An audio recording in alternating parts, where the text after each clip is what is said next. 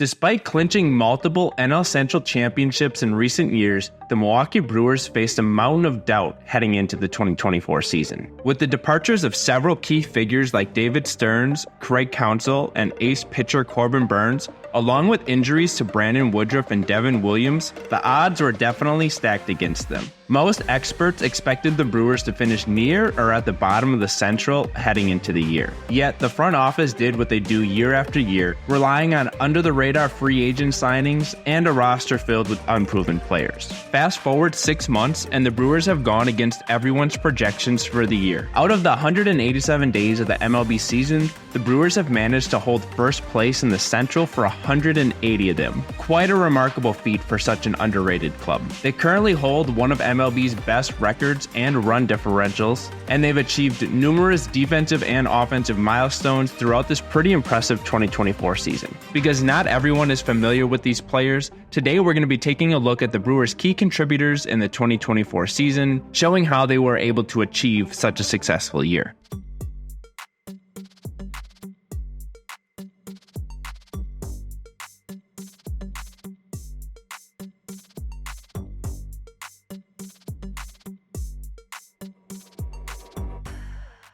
Welcome back to Brew City Baseball.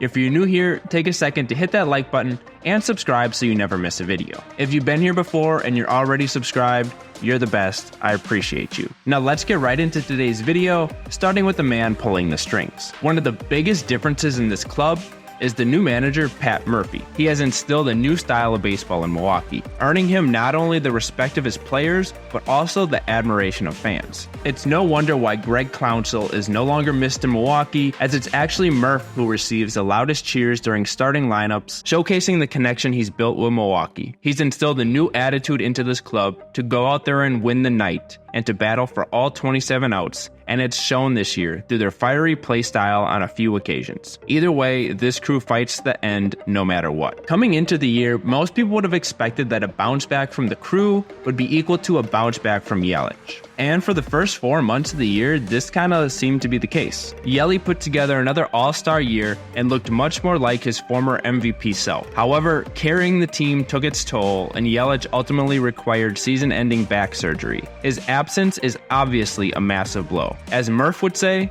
there's no replacing Yelich. Even with a deep outfield, his leadership and production will be sorely missed. He'll still play a big role in the clubhouse this October, but man, it sure would be nice to see him on the field.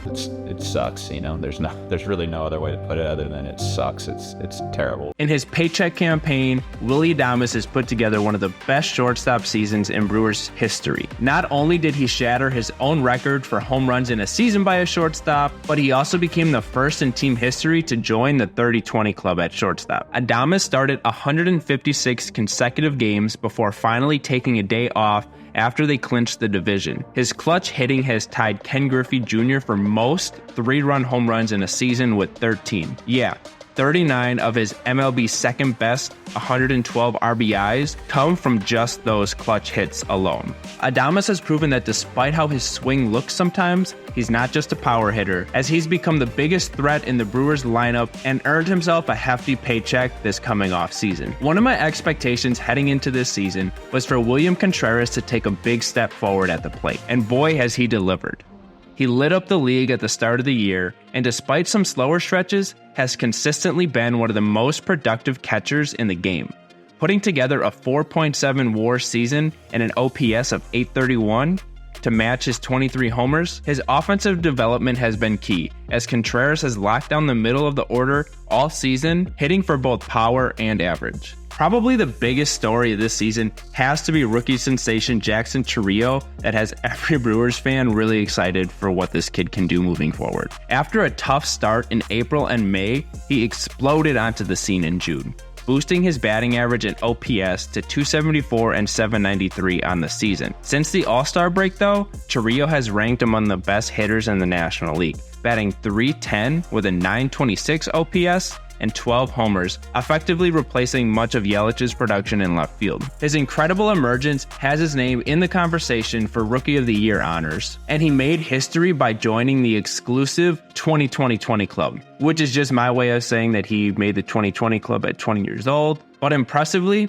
He's actually the youngest player to ever achieve this milestone. Chourio has also been a star in the outfield. After an early season misstep that might have cost the Brewers a game against the Marlins, he gained confidence and has made several jaw-dropping plays, completing a lockdown outfield that features essentially 4 interchangeable center fielders. One of the things that stirred up quite a bit of offseason chatter was the Brewers dealing ace Corbin Burnes to the Baltimore Orioles, and in return, they might have found themselves an infielder for years to come. A standout in the package of prospects that they received for Burnes, Joey Ortiz seems to embody everything the Brewers hoped for with Luis Arias. After hitting his first career homer and delivering a walk-off against the Yankees in April, Ortiz secured the everyday third base job and won NL Rookie of the Month in May. He has maintained an OPS around 730 for most of the season, hitting 11 homers and providing outstanding defense at third base with speed to burn. Another overlooked contributor for the crew has been Blake Perkins. He's another player that entered his second year looking to make a name for himself, and it's impossible to overlook the defense that he provides. Perkins has played an incredible center field this season, robbing 4 home runs, showcasing his speed and versatility. While he might not be a major threat at the plate, his ability to get on base and apply pressure has been invaluable. Garrett Mitchell entered the 2024 season with a lot of question marks surrounding his name. Missing most of last season and having spent the first half of 2024 on the injured list recovering from a fractured pinky, in his 66 games this season, he's shown glimpses of his potential, demonstrating some pop with 8 homers and an 808 OPS, all while contributing to the strong defensive outfield depth. With Sal Frelick going down in one of the last regular season games, it's going to be more important than ever for Mitchell to step up here. Sal Frelick has also been a huge defensive asset to the crew as he's played all around the outfield and showcased his ability at robbing home runs too. While his offensive numbers haven't exploded, he's improved from last year and added more speed to the lineup. Meanwhile, Bryce Terang has made the biggest leap from last year's rookies class,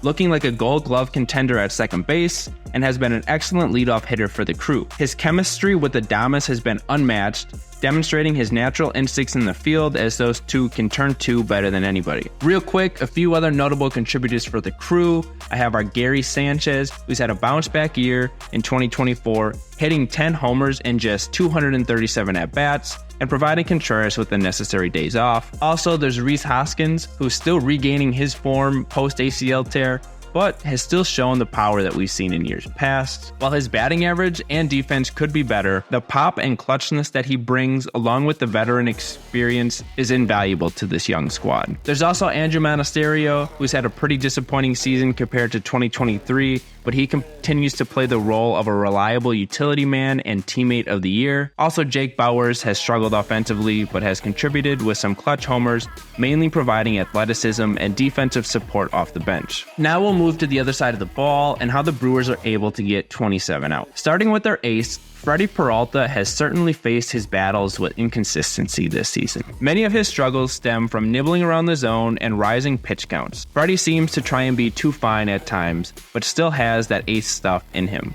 He just needs to bring it here in his October starts, especially considering the Brewers will rely on him to match up against other teams' aces in the postseason. Tobias Myers has emerged as another breakout rookie, logging the 3rd most innings on the team behind Peralta and Colin Ray, and keeping his ERA at 3 for the season. While fans have been focused on Paul Skeens' success, Myers has essentially been Skeens light, quietly dominating hitters with his late-life fastball, proving the Brewers' ability to cultivate fresh young arms even when others have lost hope. He was drafted by Baltimore, ended up in Tampa Bay system, Cleveland, the Giants, the White Sox, then the Brewers. It's his 6th organization. Frankie Montas has been a significant trade deadline acquisition for the team, providing the Brewers with a reliable innings eater. Although he's looked better than the numbers suggest, he's posted a .455 ERA in 11 games since joining the team, an improvement from his .501 ERA with the Reds. Colin Ray may not be the flashiest pitcher, but he's been a reliable performer all season, securing 12 wins with a .417 ERA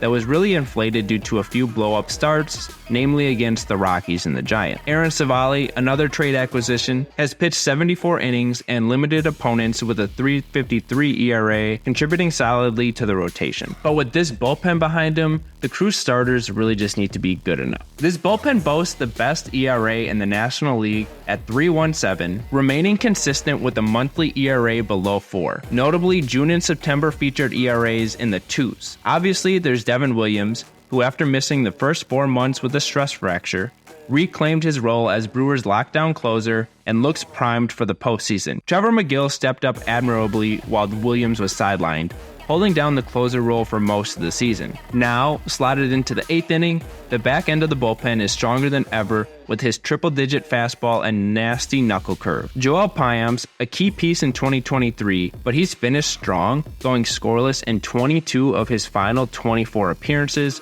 and regaining a ton of confidence to get back into some high-leverage situations. How about this for a big surprise? But it's actually been the reemergence of Aaron Ashby that nobody expected. After missing nearly 2 full seasons, Ashby has returned as a valuable left-handed weapon out of the bullpen, allowing just 3 runs in 18 2/3 innings out of the pen. Elvis Peguero has been another consistent arm in the bullpen, covering high-leverage situations and getting crucial outs. Jared Koenig emerged as a reliable lefty option too.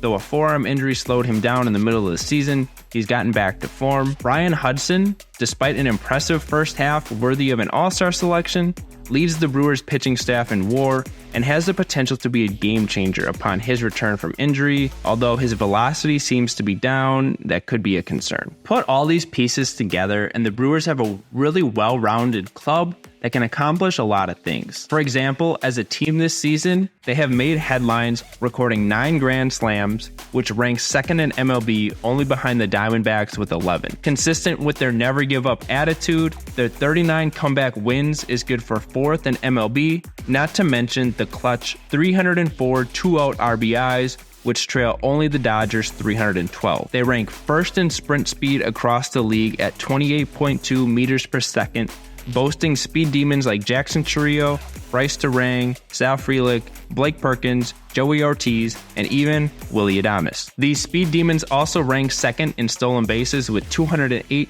just behind the Washington Nationals' 217. Additionally, the Brewers lead MLB with 8 home run robberies, including 4 from the aforementioned defensive standout Blake Perkins. Looking ahead, what'll be crucial for the Brewers in the playoffs this year is scoring early and gaining some confidence. Although they managed to grab leads in the 2023 playoffs, they faced significant missed opportunities that shifted momentum. However, this team is different, showcasing their ability to stay in games and stage comebacks. For a bunch of guys that weren't even supposed to be there, this team has the heart and the determination to take on the game's best. And it's time to see if they can turn their regular season success into a deep playoff run. If you made it this far in the video, thanks for watching. And if you liked what you saw, make sure you hit that like button and subscribe so you never miss a video. Also, let me know down in the comments below how you think the Brewers will fare in the playoffs. There's certainly a lot of excitement in the air here in Milwaukee, and I can't wait to see what the Crew has in store. Once again, thanks for watching, and I'll catch you next time, baseball fans.